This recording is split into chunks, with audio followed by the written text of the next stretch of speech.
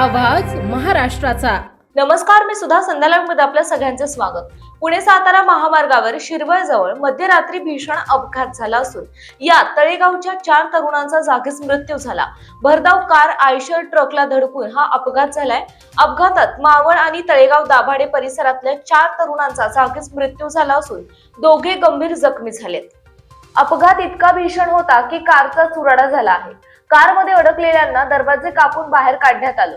अपघातात मृत्यू झालेल्यांची नावे वेदांत वारिंगे, सोनलिंग ठाकूर, आदित्य गरुड आणि निखिल राऊत अशी आहेत। पुण्याहून साताऱ्याच्या दिशेनं जात असताना कारवरील ताबा सुटून गाडी डिवायडरला धडकली।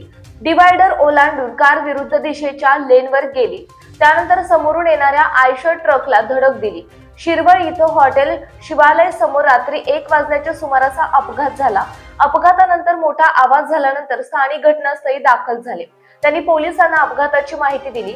महामार्ग पोलीसही घटनास्थळी पोहोचले।